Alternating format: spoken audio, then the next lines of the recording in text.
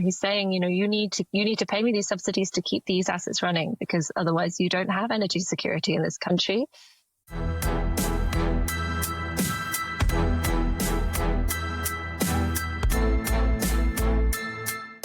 Follow the money. This is a podcast of the European investigative newsroom Follow the Money. In each edition, we dive into a recent investigation exposing Europe's power brokers, from deceiving companies and influential lobbyists to corrupt politicians and financial fraudsters. I'm your host, Emma Duchesnier, recording here from Brussels. And as usual, I'm joined by Follow the Money reporter and my co-host, Alexander Fanta in Vienna. Morning, Alex. Hello, good morning. In this episode, we're talking about Czech billionaire Daniel Křetínský. He's a man who not many of our listeners will know, but who has quietly become one of the most powerful figures in Europe. He's the continent's biggest coal burner, and he's also a business tycoon who's bought up major pieces of public life. From newspaper Le Monde in France to the UK's Royal Mail to football clubs like West Ham United. But, as our investigation shows, he's used his influence to his advantage. Despite this vast fortune, he's also receiving hundreds of millions in EU green subsidies. To unpack this story, we're joined by its two authors, investigative journalist Sofia Cherici, who's based in Istanbul, and Hazel, Sheffield, an investigative journalist based in the UK, to follow the trails of this billionaire. Hazel, who is Daniel Křetínský and how did this man get so rich? Well, Daniel Křetínský is a Czech billionaire and he has built his empire on fossil fuels. So it's a sector that he knows very well indeed. In 2013, his company bought a stake in Slovak gas industry, which is the primary gas utility in Slovakia, for 2.6 billion euros. And this was the beginning of a string of acquisitions in the Slovak energy market that gave him substantial influence over the Stream pipeline, which is the major pipeline that transports Russian gas through Ukraine to Europe. So this was the beginning of his huge fossil fuel empire. And he has since then acquired assets in dirty fuels, we would call them, in coal and gas in many other countries across Europe, especially in Germany, in the Netherlands too, in France, in the UK. And so he has become very rich from owning these assets, which we are desperately trying to phase out in Europe. But for many reasons, that process is going much slower than I think the policymakers would have hoped. A central part of your investigation is biomass. What exactly is biomass? It's a form of energy production that generates power from burning raw materials. What we focus on our investigation is basically biomass coming from wood. The EU and the EU and other energy providers, they tend to frame a biomass as this green miracle, whilst in reality, there are enormous criticalities in the way big scale biomass plants operate and their environmental impact. What makes you say that biomass then in some cases isn't that green after all? The assumption is that trees will grow back. But what activists and campaigners and many researchers point out that by the time the tree might regrow, you still have consumed and produced a lot of CO2. We know as a fact that burning wood produces more greenhouse gases than coal. So, for example, in France, we found that APH plants emit 4 times more CO2 than the national average of power plants producing energy in the country.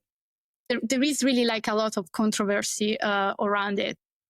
There are also other problems, which is that the origins of the wood, of course, burned in these plants, it's often not discarded wood. We found that actually EPH burns healthy forest in some of its power plants, at least in the power plants that we investigated. So in France, for example, our colleague Aida Depuec, she found that APH sources about 30% from protected areas. Another example that we have is in Italy. Again, they declare that it's that the wood that they burn is waste wood, but it's actually in all the documents that we reviewed, it's clearly stated that it is virgin wood, which can be so many things because it's a very vague term, but it definitely cannot be waste wood. And what's it like for people living near these EPH biomass plants? Are they noticing any effects health-wise, environmentally? In some cases, they emit notable levels of CO2. and also other kind of emitters and pollutants. In Italy, in Calabria, what we found is actually that there are some of the most polluting and carcinogenic elements, PM10 and PM2.5. They are both exceeding the daily legal limits with an average of from 7 to 10 times annually. So it is very relevant also for the local communities. We shared also this piece of information with one of the researchers at Biofuel Watch, and she really said, like, this is very bad because already the legal limits are very high. These legal limits are really like a compromise. If you're exceeding them, it really means that, there is something much worse going on there. It's problematic for your health. But how is that possible, Sofia? Isn't there rules, isn't there laws against that kind of thing? Yes, this is the whole problem. There are rules, of course, but the problem is the implementation of it, and that there is really little monitoring. EPH has built a €1 billion business model that exploits these loopholes and these ambiguities.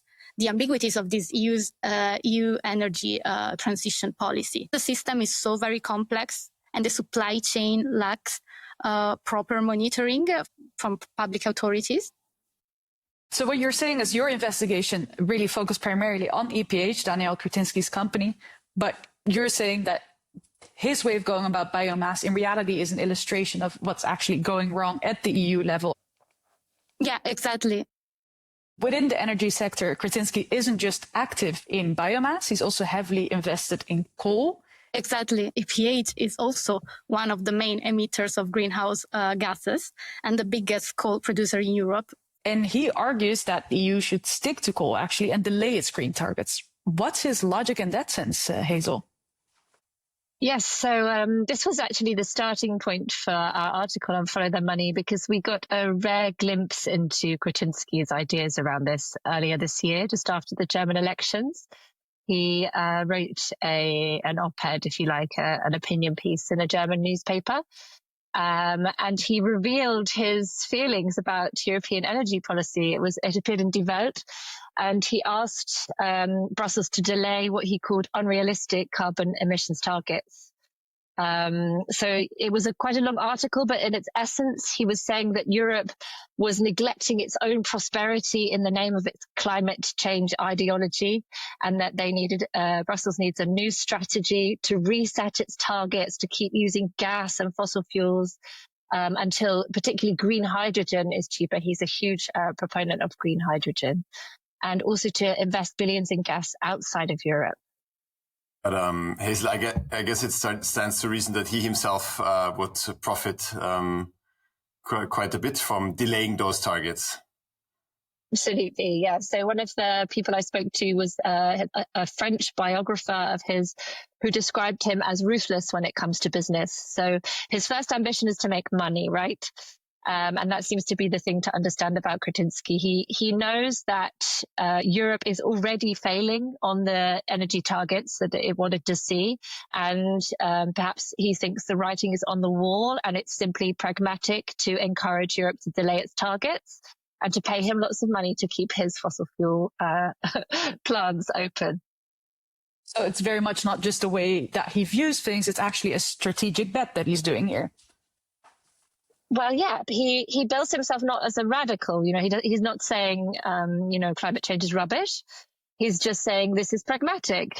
And that word actually appears 9 times in that one article, the word pragmatic. So he's trying to say, this is a moderate view, that we need to keep this balanced investments because we're just not going to make our green energy targets anyway. I think this whole argument that the EU has been sacrificing its own prosperity, its own wealth in the name of climate change, I think that's an argument that's starting to really resonate here in Brussels. Alex, how do you look at that? Is there truth in that line of logic? It certainly is for some of the far-right politicians who got voted into parliament last year. So last year's European elections saw big gains for anything from the far right to more centrist, more moderate, but still hardline conservative voices. And they have been pushing for a rollback of green rules on the European level. So we've seen pushback against recent law against deforestation. We have seen a big push to kind of tone down climate goals up to 2040. And this narrative that, we need to be pragmatic, there's a big overshoot in our efforts to curb carbon emissions, that has been kind of a major talking point for many people on the right. We're here in a situation where a lot of people in the energy sector have made investments in fossil fuels that if the phase out goes as planned or even sooner, they would stand to lose a lot of money. So every year that they can extend their coal plants, for instance, that just is extra profit. Křetínský is quite firmly on the side of fossil fuels. There's a campaign group called Beyond Fossil Fuels who have said that EP Group has the worst decarbonisation plans of 5 of the major energy companies in Europe, including Enel in Italy, Energie in France, Norway's Statkraft. So this was just last year. So Křetínský is really staying on the side of the fact that he believes Europe will need fossil fuel for longer than it expects. And so far, we've mainly talked about Křetínský's grip on the energy sector, but as your article shows, he also has a grip in other sectors. Where else does this man have influence? Yes, so perhaps not to be unexpected for a man of his great wealth. He has invested heavily in other sectors as well. And we saw this particularly during coronavirus. So, huge market downturns during the pandemic that Křetínský leveraged quite cleverly to acquire what were at the time undervalued assets. But these were often in sectors that are quite essential or key to the running of countries. So logistics and essential services. He also has shares in Sainsbury's, the second largest UK supermarket chain. He's increased his shares in Metro, in fact, the German wholesale retailer. So he owns 40%, I think, at the moment. And he has large investments in the logistics sector, which obviously during the pandemic we relied upon to get food to our front doors. So he's a major shareholder in IDS, which is the parent company of the 500-year-old British Postal Service, a deal that caused enormous hand-wringing in the newspapers and among politicians when it went through last year, I think. And he also has a large stake in the Dutch postal and logistics company PostNL. And he's increased that stake as well. So these are really important sectors. In banking, there's that phrase, too big to fail. I think we can see how Křetínský would be able to receive public subsidy in order to keep some of these really key industrial players going if they were, for any reason, to become under threat. And aside from having become incredibly rich because of his enormous business empire, he's also gotten a lot of EU subsidies. And Sofia, why would the EU give him money and what for? Well, Emma, as you mentioned, EPH, the biggest energy group in Central Europe, is owned by Daniel Křetínský, and it's one of the largest biomass operations in Europe. Now, the EU invests billions in renewable energy subsidies, and EPH gets a portion of this through a bunch of biomass power plants scattered throughout different locations in Europe. They suck up huge amounts of green subsidies from national governments. We calculated that in 2024 alone, EPH biomass plants we investigated in 4 countries, UK, France, Czech Republic, and Italy. They received at least 255 million euros in subsidies. Subsidies that we have to remember are meant to incentivize the production of green energy. And when one billionaire has his fingers in so many things, from the energy that goes into our houses to what we see on our newsfeed, should we be worried? Well, I think the worry comes when billionaires own enough assets to be able to get the business decisions that they want to see through parliaments. And it may be hard to see, even through our investigation, it was very hard to see how that was happening, that kind of lobbying thing at a European level, although we did try really hard to prove that. We are certainly colleagues of ours in Czech Republic have seen how Křetínský's ownership of assets in different sectors can affect or can impact political decisions, especially in media.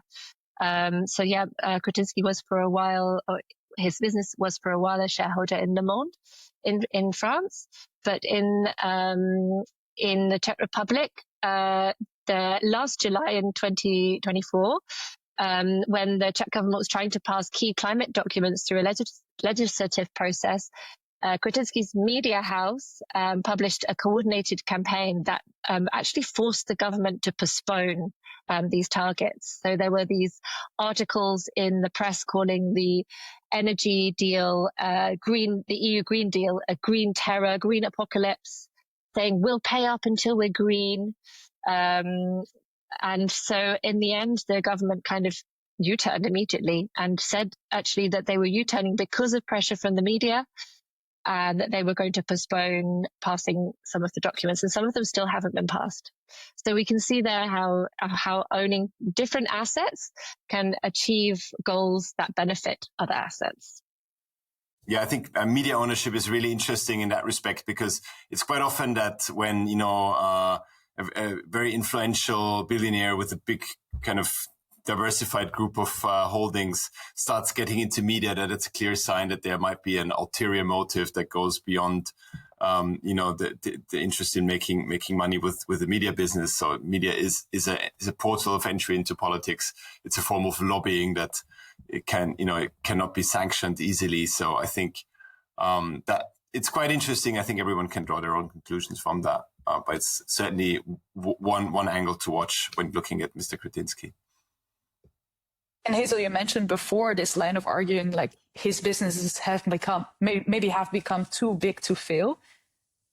I imagine, does that actually mean that maybe the government is almost like in a position where they have to keep giving him these subsidies because he essentially controls the energy sector to such an extent that he could actually cut off energy from our houses?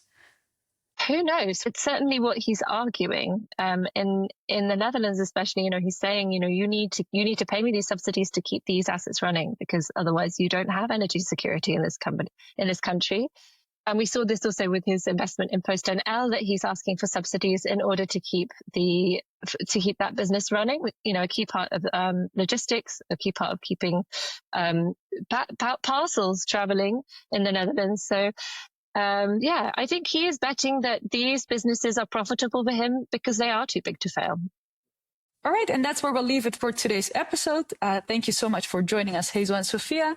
Alex and I will be back soon for another episode. And you can find this story in the show notes and also on our website, of course, ftm.eu. You've listened to the podcast of Follow the Money. Our watchdog journalism is funded by our members. Subscribe and support European investigative journalism.